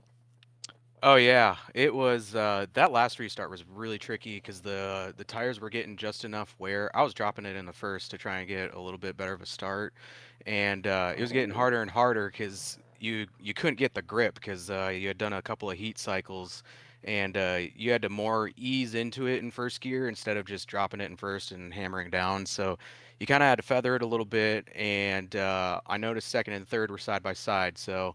That bought me a little bit of time, and yeah, I was just kind of cruising away, counting laps down, and I saw Paul got into second pretty easily, and I was like, oh, okay, well, maybe I'll move around here a little bit, get ready, and I mean, he went from like a second to 3/10 of a second within 2 laps, and that's when I was like, oh shoot, I really got to start moving around here. So I tried the top because in practice, after a while, if you got tight on the bottom, you can move up to the top. That got you loose. You could go back to the bottom. You kind of move back and forth to help the balance. But at that point, I had ran the bottom too much, so it was too tight up top. But then I was racing hard enough with Paul that started to loosen the back up. And as he was racing me, stuck on the inside, he was burning his stuff off, and we were getting more and more even. And to answer your question, if we would have had a caution with like 5 to go, I have absolutely no idea what I was going to do. 'Cause it would have been a decision of can I get another good restart on these old tires? Can I hold them off for 2 laps? Yeah, it was going to be tough. So obviously happy with the way it played out. Yeah. So were we up here in the booth? It was one heck of a performance. One heck of a show you put on for us here. Of course, Charlotte's. I like to call it the tutorial track. It's a track that everybody knows. It's a track that everybody grows up with.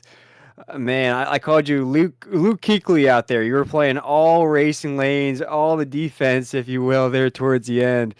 We hope to see you next week. I know there's only a few weeks to go here in this Tuesday night truck series, but we hope to see you to close out the season. But Dustin, you get your first victory of the season in your very first race, and with that, my man, you'll probably get used to this if you get another one.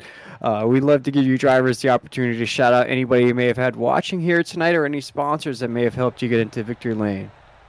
Yeah, appreciate it. First of all, I got to thank my teammate Cody for telling me about the league. He had nothing but great things to say about you guys. He's been trying to get me to come over basically ever since he started. So finally made the jump over. Work schedule's a little crazy. We're actually going on vacation next week, so I'll miss next week. But I'm fully planning on finishing out this season for sure. I know I'm too late for anything in the points, but just running around the guys. I had a blast tonight, so plan on running more weeks. But yeah, I've got to thank Rexco Equipment. They just came on board in real life for me, so I guess this is my technically first race with them, so they're 1 for 1 now too. And then Accurate Auto in Iowa City. If you're in the Midwest, definitely check them out. But yeah, thanks to Cody for bringing me in, and thanks to Paul and the other guys out there that raced a fantastic race. And I've checked you guys out a handful of times. Cody's always sending me streams for your guys' stuff, so you guys do a fantastic job. And yeah, I hope we get to spend a lot of time together. Yes, sir. Well, we appreciate you, Dustin. Go enjoy your vacation next week. You've earned it with a victory here tonight, if you will. We'll see you in 2 weeks' time. And just the likes of Jesse Gordon. He was just like you last season with a part-time, came on full-time this season, now is in a championship hunt. So who knows what the future can hold for the 1 or the 11, whichever one you come back with, my man. But great performance here tonight. Congratulations on the huge victory, and man, what a performance. We appreciate you. Thanks, guys. Appreciate it. Yes, sir. That was the driver of the one machine, Dustin Kleba. Put on a clinic here at Charlotte. Really had to fight for that race victory at the end. Gets it in his very first race here in the Ratfink Racing League Tuesday Night Truck Series. Oscar, though, I believe you are standing by on pit road with our second place finisher. Another podium finish for the 25 of Paul White. Take it away, Oscar. Yeah, here on pit road with Paul White, who comes up just a little bit shy at the very end with those fresher tires. But Paul, you did everything what it seemed like you could do in your power there at the end. You just ran out of time and real estate on track to make that move for the race lead. Is there really anything differently you could have done on that restart, that final restart, or within those last remaining laps? Well, yeah. Actually, what I was trying to do is get to his outside. I knew if I could get in front, and Dustin, I'm sure, probably felt the same way. If I could got in front, it was game over. I would have sailed away, but it was the high line was king. You know, when you go in the corners there, and I had about 4 laps pressure's tires. I dove in the pits there on that's caution, and because I was on the edge of the fuel thing, and so my tires were about 4 laps fresher. So, you know, I got up to Dustin pretty quick, but he did everything right. He hit his lines and whatnot, and as you guys seen, I could get side by side, you know, to him coming out of the corners, but he would pinch me down in the corners, and I couldn't use all the real estate, like you were saying, coming off the corner, and it was just enough to keep me just couldn't complete the pass. And you know, he ran a hell of a race. I know it was his first race with us, so congratulations to Dustin. And Lance and Anthony coming up there at the end. But it was a fun race, and just came up a little bit short. Yeah, I mean, you talk about giving it your all and really just not being able to complete passes there after having such that tough battle for the race lead. And, I mean, it's still a second-place finish, so, you know, nothing to be too down about. Are you happy enough coming home with a second, though? I mean, it's obviously not the win, but is this something to where, you know, another good finish after, I think, having a good finish last week at Iowa, is this something where it's like, you know, you're okay with showing up, and, you know, maybe if it's not the win, you still come home and, you know, coming home with the podium? Or is this something where it's like, you know, as we get closer to this championship sort of hunt in the regular season, is this where you maybe start to get a little bit more aggravated by not having these last couple of laps go your way? Yeah, actually, to sum it up for me, the last 2 races, when I come to these races, I know that I have a shot for the pole every day, at least a shot, and I expect to be up front and start up front. In the last couple races, I screwed the pooch, I guess, on the money lap, and when I did that, I decided in both races to start in the pits. So this race and the last race, I was expecting chaos in the first couple corners, and I safely started in the pits of both races. As y'all know, last week, we went 1 caution at the very beginning, and it was caution free. And this week, I started dead last, probably 5-6 seconds behind the field time I got on the track. We ran about 60 green flag laps. I knew I had a fast truck. I was up to 12th in the green cycle runs. We hadn't even pitted on the second cycle. It was just coming.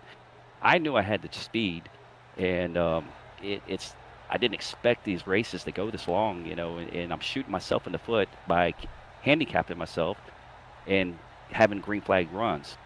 I was expecting a caution, so that's the part that's disappointing, to fall way behind and don't get those cautions at the beginning, which is a good thing for the league and everything. But when you start doing strategy and it goes the other direction, it really puts you behind the 8 ball, and that's been the last 2 races. Was what happened for me. So when we re-racked them, and I was running 12th, like I said, probably around lap 70 or something like that, obviously had a shot to start racing with the guys, and I knew I had a truck that could race up front and win this thing. Coming up short today was probably more disappointing than anything, because behind the wheel, I was just knew in my mind I was going to get this win. So it was very disheartening coming up short. But a good run with good momentum does help, for the for you psychologically. So I just got to shake it off and go into the playoffs here and see what we can do. And that's another thing. I said this before, and the momentum thing does work, but when you get knocked back a couple notches, it does affect you mentally. So yeah, this is a good ending of the regular season, ready for the playoffs and get this thing turned around. I mean, I've came up close many times. I hate bringing it up. I actually do have a win that I still disagree with it being pulled from me. So I'll just hate to even say that, but it did happen. I know if guys know what it's about. So that set me back, and I'm just recovered from all that and ready for the playoffs. Yeah, I mean, just the big picture in general, like you're still sitting in a good place, but it's just these weeks in, weeks out where, whether you have a bad qualifying lap or you get set back at the very end of it or you just come up a bit shy. I mean, it definitely starts to add up, and it definitely, as a driver, I've been there and I've experienced it. It definitely just gives you that little bit in the kick of like, what if? And you always go into these races and you get within those last couple of laps, and whether you're in contention for the win or just a decent finish, you're always like, what if this week goes and doesn't end up the way I want it to be? But I mean, in general, you just got to look at the bright side of things and take what you can and not be too hard on yourselves. I mean, I know that's hard as race car drivers to really think that way, because you always think you can do better. You always have that one small thing that maybe you look back at throughout the race, and maybe that could have been the position that you needed to either get the win, move yourself forward to the championship, the next championship round, or just the championship in general. So I mean, there is a lot of things from inside the driver's helmet that you have to deal with. And you talk about getting that win taken away, that can also be something where it's like, oh, I know that I did that as a driver, but it still impacts me till this day. So as you look forward to like playoff and sort of kind of that playoff look to it and that side of things, is there like a different mentality that you have to take when you head into these, or is this something where you just kind of you're at ease with where you're at right now? Or I mean, I guess tell me a little bit from what's going on underneath the driver's helmet. Oh no, I'm at ease with everything. Actually, I found a home here. I feel like in the RFRL league. So I've learned, over, this is my first season, so this is what, race 14, so it's my 14th race, and I've learned from my mistakes and driver habits. That's another thing. You learn how to race around everybody. And with that said, I just got to give a shout out to Dustin. I know this was his first race. He won his first race, so congrats to him. I've never raced with Dustin before. I think everybody would agree. I wasn't at the front at the beginning of the race, so I'm not sure what went on up there, but those last 20, 25 laps was a nail biter for both of us, and I got to give him a lot of kudos for being a good, clean driver. So welcome to the league. And with that said, going into the playoffs, I have learned, who to race, how to race certain guys, and how they race, which everybody is pretty much on point. But I just mean their driving habits, driving style. So I have a lot of confidence going into playoffs, and it's like reset. Let's hit the reset button, and it's almost like a new season for these last 6 races. So my head's looking forward, and I'm ready to get it going. I like the sounds of that. Well, Paul, before I let you go here, is there any shouts you'd like to give or any sponsors you'd like to thank? Yeah, absolutely. First and foremost, I got to say thanks to my wife. She always lets me do this, a couple nights a week. She makes sure she feeds me good for these races, so I got a nice full belly for these long nights. And for my teammates for Extreme Fear Racing and RFRL Racing League for giving us a place to race. And you, Oscar and Will, both of you guys, y'all put on an awesome commentators. I always enjoy going back and watching these races. I can't wait to see the call of this last one we just had here. So Thank you guys for what you do. Thank the league for giving us a place to race, and thank all the competitors that show up each week. It takes the whole group to make this happen, and got a good group of guys here. Like I say, you've seen these long green flag runs we've had these last couple races, and it just puts on a good show, and it makes it a good time for us drivers. So I just want to say thanks to everybody, and looking forward to talking with you guys 6 more times before the season ends. Alrighty, Paul. Well, congrats on the second place finish here tonight.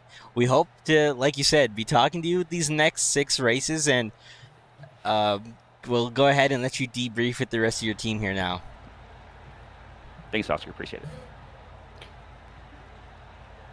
All right. Well, that was, go ahead, Oscar. Yeah. That was Paul White, our second place driver. And, Will, it seemed like he kind of knew what was out there, what was on the table tonight, just ran out of time, and just proves, again, what we were talking about in the race, how difficult it is to make these passes. Oh, this was an absolutely huge race, and as he mentioned at the end of the regular season here in the Tuesday Night Truck Series, and shout out to Lance Losh, our third place finisher, a newcomer here in this series. Lance would be our last podium finisher, and he was mentioning it, Paul White was, about it being the end of the regular season. And before I get to the 10 drivers that will race it out for that championship, Oscar, I do want to mention a few names here that won't be in that championship hunt. We look at the likes of Nate Lesko, who has a victory this season. He'll finish 21st in the regular season standings. Zachary Lovelace has 2 wins on the season. He won't be included in that championship hunt as well. Both part-time drivers, both with victories.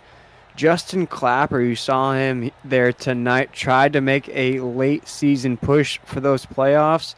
Oscar, he's going to finish just 3 spots away with a victory on the season. He'll finish 13th in the regular season points standings. One driver that is able to hold on and will race for a championship, that is Mr. W himself, John Crosby, will get the last seed into the championship hunt, holding on to that championship hunt by just 35 points was all that was needed to secure that last spot. So without further ado, Oscar, we have 10 drivers that will race for a championship. Before we get into the official results of tonight's race, let's break it down. Who will race for a championship heading into Pocono next week? Of course, with that number 1 seed, we have Jordan Tross in the 79. The number 2 seed will go to the 1-0, the 10 of Jesse Gordon. The number 3 seed, we just talked to him, and Oscar, you mentioned not a lot to be down about because he'll head into those playoff hunt with the 3 seed going to Paul White. Dakota Reeder in the 85, he'll take the 4 seed into the playoffs. Brandon Hitton in that 5 will match that truck number to his playoff seed in that 5th position. Anthony Harden in that 77, what a drive we saw out of him here tonight. He'll go into the playoffs with the 6th seed.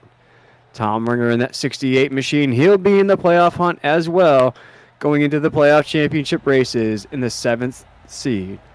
David Bersecki will head into the championship hunt with the 8th seed. Tommy Wynn out of Wynn Brothers Racing will race for a championship with the 9th seed. And, of course, the last seed going to Mr. W himself, John Crosby.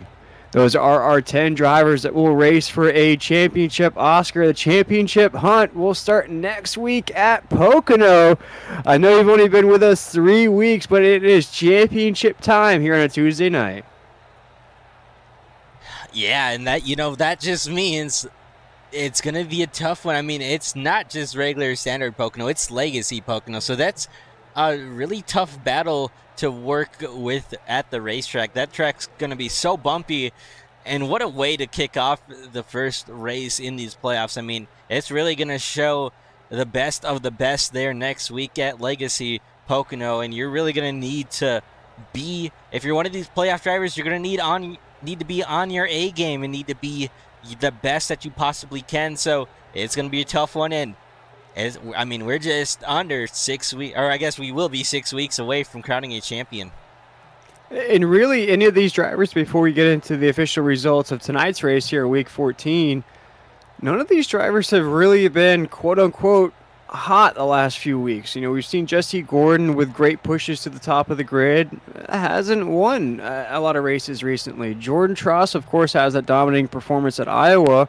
The last few weeks, it has been a bit of a more of a competitive battle. Paul White just spoke about that, finishing on the podium here tonight. Dakota Reeder had some issues in tonight's race, so a lot of these playoff drivers we've seen maybe coming into the playoff hunt, maybe not the best drivers in the field. Yeah, those are all things that some of these drivers, like you mentioned, that maybe not being so hot these past couple of weeks will have to look maybe at that sort of different mindset as they head into next week with Pocono and, have to put on that championship baseball cap and get into maybe running a little bit better, whether that's figuring out that 1 or 2 tenths difference in qualifying, if even that, or playing the right strategy calls throughout the race. I mean, there's definitely some tweaks here and there that some of these drivers will need to make before they head into next week's race. Yeah, big things to watch out for going into Pocono. Who will give it their all, knowing that now it is championship or bust the rest of the season.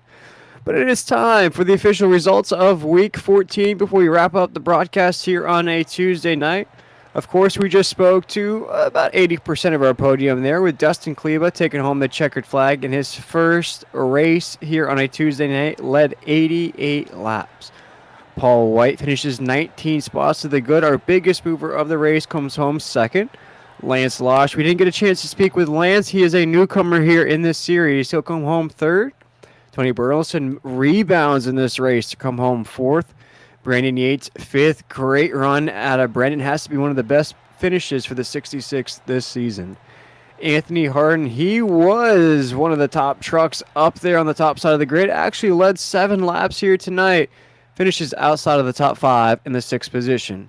Daniel McConnell finishes 7th. Keith Vaughn 8th. Todd Perrant 9th. And Jesse Gordon is able to fight back and finish inside the top 10. Cameron Gully was fighting for that biggest mover of the race. He finishes 16 spots to the good in the 11th position. Tyler Waltz finishes 12th. Jim Jackson 13th. Tom Ringer 14th. Justin Clapper 15th. David Bersecki 16th. Brendan Hitton 17th. He makes the playoffs. Toby Bruce in the 15 finishes 18th. Tommy Wynn in the 71. Almost there, Tommy, but he will be in that championship hunt, finishing 19th here tonight. Dakota Reeder 20th. Jordan Tross 21st. Not the positions we're used to seeing them. Cooper Brackens 22nd. We also have Ian Blanchard 23rd.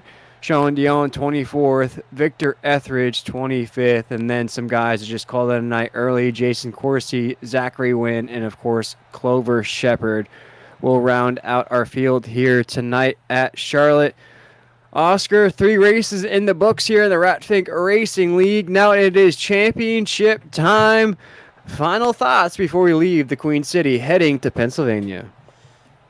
Oh boy, well, if I had to say one last thing here before we wrap up, it would be watch out for some of these new drivers. I mean, even though they might not be in that playoff hunt, they are going to be a threat here week in and week out. We saw Kleba making the most of his night and his first start in the series, taking home the win, leading the most laps.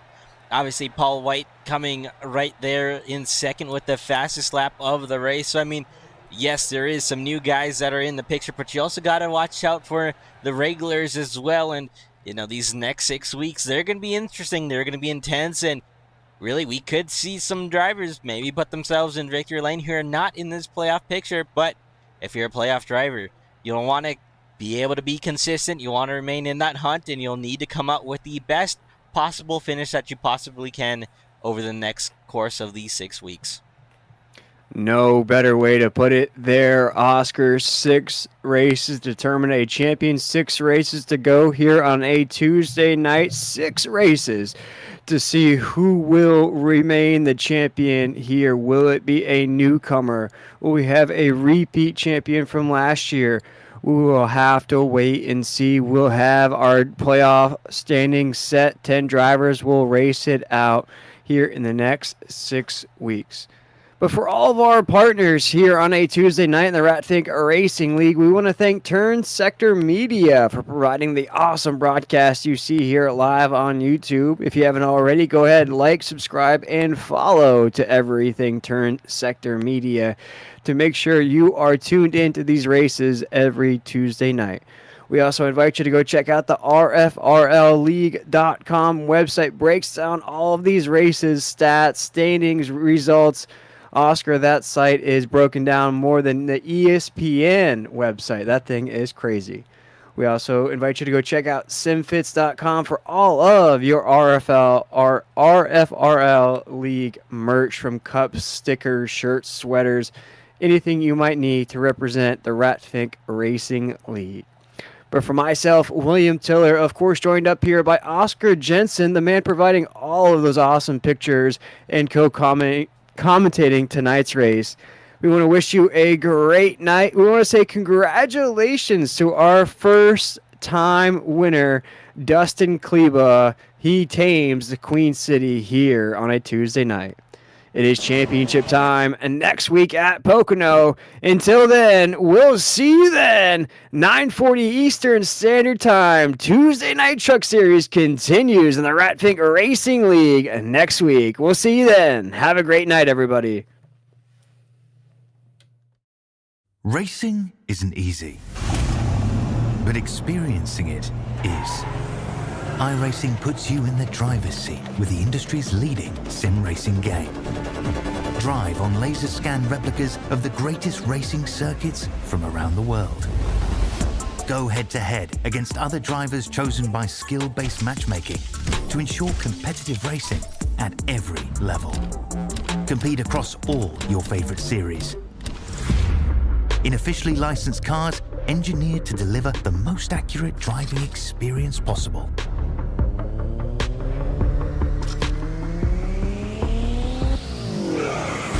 Join a race or host your own with players from across the globe. Race against the computer or in a league with friends. Feel the thrill behind the wheel. Visit iRacing.com.